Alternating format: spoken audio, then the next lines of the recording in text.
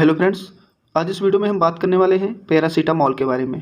Paracetamol का use कहाँ किया जाता है, इसके साइड इफ़ेक्ट क्या होते हैं और इसका मैकेनिज्म ऑफ एक्शन क्या होता है और इसकी डोज क्या होती है, इन सारी बातों को इस वीडियो में हम डिस्कस करने वाले हैं। तो जो पैरासीटामॉल होता है, जिसे हम पीसीएम भी बोल देते हैं, यह एक तरीके की ओटीसी ड्रग होती है, यानी कि यह हमें डॉक्टर के बिना प्रिस्क्रिप्शन भी मेडिकल स्टोर से मिल जाती है। पैरासीटामॉल का एक और नाम होता है जिसे हम एस्टामिनोफेन भी बोलते हैं या फिर पैराहाइड्रोक्सी एस्टानिलाइड भी बोलते हैं। जैसे कि यह एक तरीके की नॉन ऑपोइड एनाल्जेसिक होता है और एंटीपायरेटिक एजेंट होता है। यानी कि जो पैरासीटामॉल होता है वह हाईली एंटीपायरेटिक होता है और माइल्ड एनाल्जेसिक होता है। इसमें एंटीपायरेटिक प्रॉपर्टी ज़्यादा होती है और एनाल्जेसिक प्रॉपर्टी जो है वो थोड़ा कम होती है। अगर इसके यूज की बात करें, इसका यूज कहाँ पे किया जाता है, तो जब किसी व्यक्ति को फीवर होता है तो यह एंटीपायरेटिक इसका यूज किया जाता है। इसका माइल्ड पेन में यानी कि माइल्ड एनाल्जेसिक के रूप में इसका यूज किया जाता है। फ्लू के केस में जब फीवर होता है तो उसमें भी इसका यूज किया जाता है, या फिर किसी व्यक्ति को जब हेडेक होती है तो उसमें भी इसका यूज किया जाता है।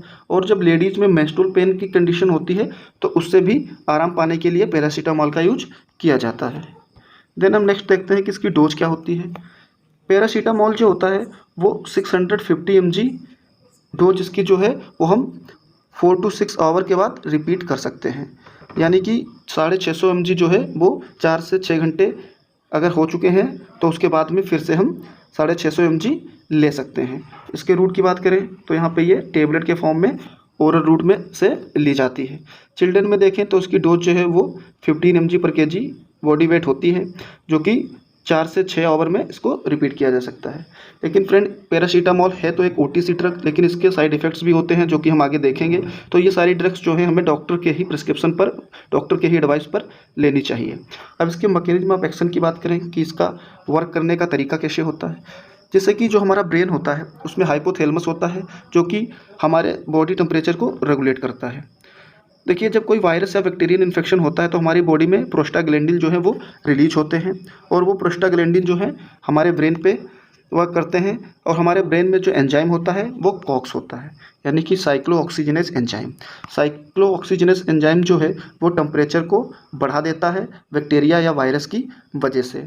तो यह जो टेम्परेचर है बॉडी का बढ़ जाता है। उसके बाद में जब हम पैरासीटामॉल को खाते हैं वो हमारे अब्जॉर्ब होकर ब्लड में जाती है, और ब्लड से जब वो ब्रेन में पहुंचती है तो उसी कॉक्स को, यानी कि जो साइक्लोऑक्सीजिनेस एंजाइम है, उसे ये इनहिबिट कर देती है, उसके वर्क को ये रोक देती है। इस तरीके से जो टेम्परेचर कॉक्स की वजह से बढ़ा था वो अब कम हो जाता है, यानी कि जो फीवर है, यानी कि जो टेम्परेचर है वो कम हो जाता है। अपना जो नॉर्मल सेट पॉइंट होता है टेम्परेचर का हाइपोथैलेमस का, अबाउट 37 डिग्री सेंटीग्रेड, उस पर जाके ये रुक जाता है। फ्रेंड्स, एक क्वेश्चन होता है कि हम नॉर्मल कंडीशन में पैरासीटामॉल खा लें तो क्या टेम्परेचर कम हो जाएगा? तो टेम्परेचर कम नहीं होता है, क्योंकि पैरासीटामॉल का काम होता है टेम्परेचर को मेंटेन करना, यानी अबाउट 37 डिग्री सेंटीग्रेड मेंटेन कर देता है।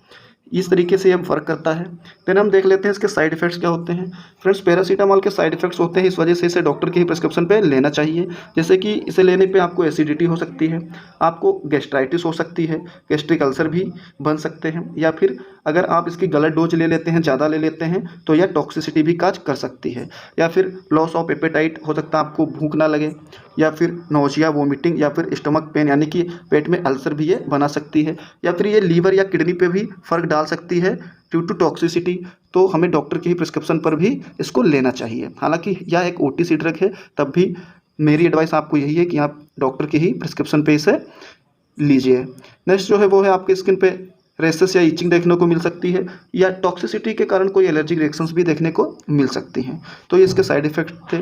अब इसकी ब्रांड नेम की बात करें तो यह कालपॉल के नाम से भी काफ़ी फेमस है, हमें मिल जाती है मार्केट में। पैरासिट के नाम से भी मिल जाती है, जो कि सिप्ला कंपनी की है, और डोलो के नाम से भी यह काफ़ी फेमस ब्रांड है।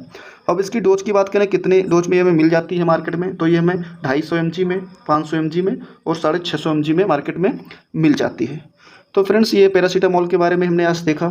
अगर आप चैनल पे नए हैं तो प्लीज़ चैनल को सब्सक्राइब कर लें, वीडियो को लाइक और शेयर कर दें, और किस टॉपिक पे आप वीडियो चाहते हैं तो आप हमें कमेंट करके बता भी सकते हैं। Thank you.